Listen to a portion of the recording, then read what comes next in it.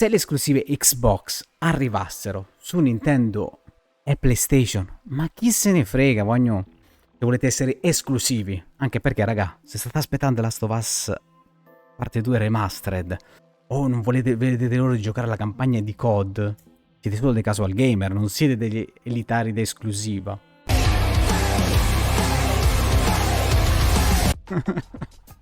Scherzi a parte, io penso che le esclusive siano nocive oggigiorno per l'industria dei videogiochi. L'abbiamo visto con molte aziende proprio perché tipo Season e Letter from the Future o Final Fantasy XVI, molti titoli uscendo esclusivi, anche dato Xbox, uscendo esclusivi Xbox, hanno dei problemi nelle vendite, quindi sta diventando, l'esclusività di un videogioco sta diventando nociva per chi li sviluppa. Io sinceramente non ci troverei niente di male in un futuro prossimo se avessimo che videogiochi tipo Xbox avere la possibilità di giocare Xbox, i videogiochi Xbox, PlayStation e Nintendo su tutte le piattaforme, un po' come all'epoca, io ho immaginato un po' come all'epoca si immaginava i VHS, cioè tu un VHS lo compravi il VHS dalla Disney. VHS della Disney non è che avevi bisogno del videoregistratore della Disney per guardare i film della Disney, no, lo potevi mettere in qualsiasi videoregistratore e il modello del videoregistratore da uno all'altro cambiava semplicemente le sue caratteristiche tecniche, le funzionalità. Infatti io sono il primo che ho scelto Xbox Series X, ma non per le esclusive Xbox, che a me sinceramente fregano, sì, quello è vero perché sono fan di Ninja Theory, In Exile, Obsidian, però principalmente, essere sincero, gioco tante terze parti e l'ho preso perché adoro robe come il Play Anywhere, Everywhere, il Quick Resume, lo Smart Delivery e il Cloud Gaming di Game Pass Ultimate, cioè io per questo ho preso Xbox Series X, non perché dovevo giocare per Forza Motorsport. Poi ovviamente se era un gioco che mi tirava tanto, e all'epoca ho comprato Xbox 360 per Alan Wake, Fable 2 e Mass Effect. Sì, ci può stare quel concetto, ma per esempio lato PlayStation 3 io all'epoca mi sono detto Ni no Kuni, Persona 5 li giocherò quando avrò la piattaforma che lì me li fa girare. Sto giocando nel 2023, non è un problema, cioè ci sono giochi che ti tirano a comprare la piattaforma, ma non è così fondamentale. Io penso che sia più fondamentale comprare una console secondo delle robe che uno desidera, le tecnologie, come si trova proprio agio a giocare, un po' come per l'appunto quando si compravano i lettori DVD, i lettori VHS, le robe, non perché faceva girare certi prodotti, ma perché per le tecnologie. Cioè poi personalmente non mi interessa l'esclusività delle produzioni Xbox che devono essere per forza su Xbox. Per quanto mi riguarda le esclusive potrebbero veramente non esistere più. Oh, Sony. Ok, c'è chi aspetta la venuta di The Last of Us Parte 2, la venuta di Spider-Man. Però tipo io sottoscritto sono 4 giochi. Io per 4 giochi che sono usciti l'anno scorso cioè non sto a comprare PlayStation, cioè io penso che pochi giochi, solo 5 giochi, 2 giochi, 3 giochi l'anno non giustificano l'acquisto di una console se proprio non sei fanatico. Abbiamo visto comunque che le esclusive non vendono così tanto, non sono il traino di PlayStation 5 ci ho fatto anche un articolo in cui si dimostra che il traino di PlayStation 5 sono COD, GTA e Fortnite e FIFA che girano anche su Xbox, quindi il concetto di esclusiva veramente... Cosa cambierebbe se tutti i giochi girassero ovunque?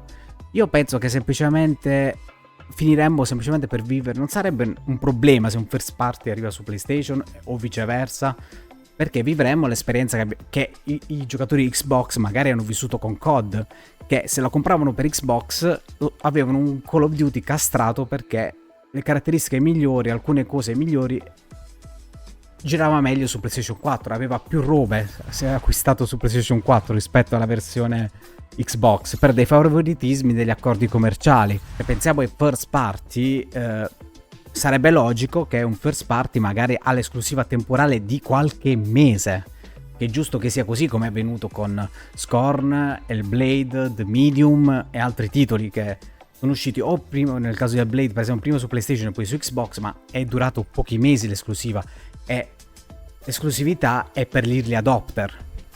che hanno dei privilegi anticipati, come per l'appunto era un COD su PlayStation 4, che chi lo compra o Tekken su PlayStation 4 hanno dei privilegi.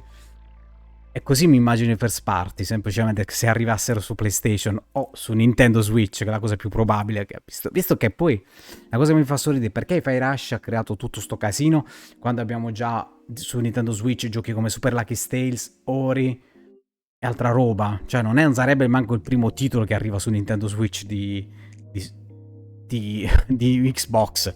Ricordiamo anche Cuphead, che ormai esiste anche per PS4, cioè non lo so, questo poi lo dovete dire voi in chat cosa ne pensate.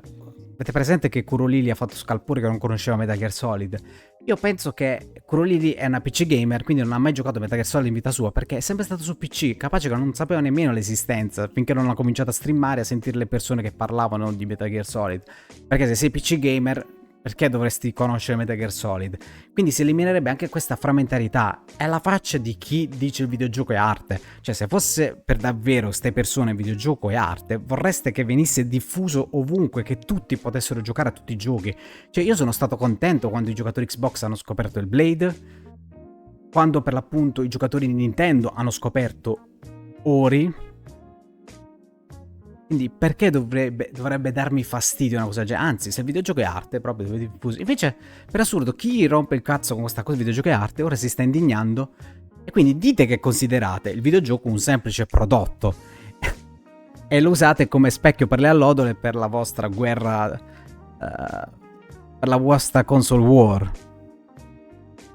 Ribadisco, io preferisco le esclusive temporali come sono state Scorn, Hellblade o The Medium, che sono i primi tre che mi sono venuti, ma sapete, potete citarne voi a bizzeffe di titoli esclusive temporali che erano per una questione tecnica, arrivati prima di là e poi ovunque, piuttosto che avere un'esclusiva del tipo in ostaggio come ce l'ha Sony con Square Enix, che abbiamo questo Final Fantasy VII che può girare tranquillamente su Xbox ma non arriva per accordi. E allora lì che mi dà fastidio, è da anni pure che non arriva, non si tratta di mesi, 6 mesi, un anno, sono tanti anni che sta mantenendo l'esclusiva di Final Fantasy VII Sony, e io questo non lo tollero.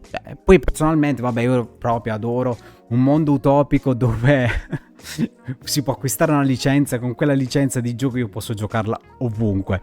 Per l'appunto, come un VHS, che io ho la VHS, la posso giocare sui videoregistratori Philips, sui videoregistratori Sony e di qualsiasi marca, mi piacerebbe. E poi avere un cross save come già ce l'abbiamo con Destiny 2 o Genshin Impact, i primi due giochi che mi sono venuti in mente, ma ditevo anche voi altri titoli cross save, per esempio. Quindi, questo è il mio incipit, cioè sinceramente sto accanimento per me è follia pura quello che sta succedendo. Poi far ridere, ragazzi, è per un rumor, cioè non succederà domani che veramente Microsoft pubblica su altre piattaforme. Succederà, come è sempre successo, che arriverà qualche titolo leggero come Hi-Fi Rush su Switch, ma sono impazziti tutti, quindi io non lo so.